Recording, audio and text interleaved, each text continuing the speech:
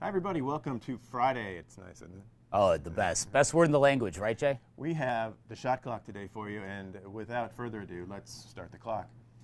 You know, Dan, there have been rumors about a certain former Suns guard maybe coming in and being a candidate to be the Suns coach. We're not talking about wife beating today. We're not talking about bad decisions. We're not talking about anything like that. We're talking about Jason Kidd and his ability to coach in the NBA.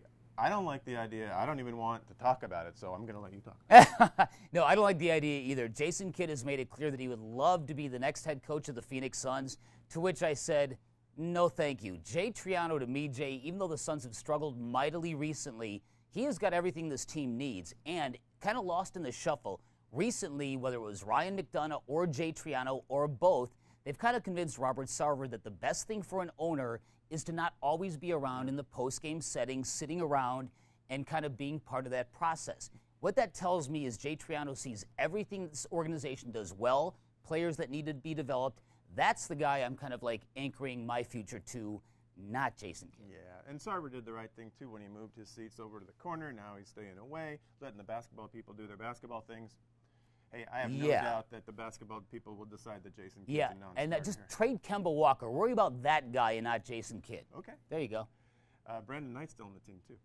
Oh, yeah, I forgot about him. Hey, switching gears real quick, the Cardinals looking at Steve Wilks and his staff. Rumors that Steve Wilks may have offered James Betcher the job, maybe not true. Yeah, you know what, and I'm glad to hear that. When I first heard that that was a possibility, I thought, what kind of a head coach would come into Arizona with a background as a defensive coordinator and keep the existing DC on the staff? That, to me, kind of spoke to desperation, lack of leverage, lack of belief in what he's doing. I'm really happy to believe and to hear that that isn't exactly the case. And now the addition of Mike McCoy possibly as an offensive coordinator. I like the move, even though Mike McCoy flamed out in Denver.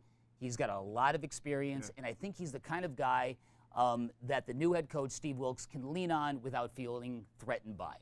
That's a good point. I don't want you to be threatened by the fact that we've gone overtime on this. As Happy always. Friday, everybody. That's all the time we have. Have a great great day. weekend. You too.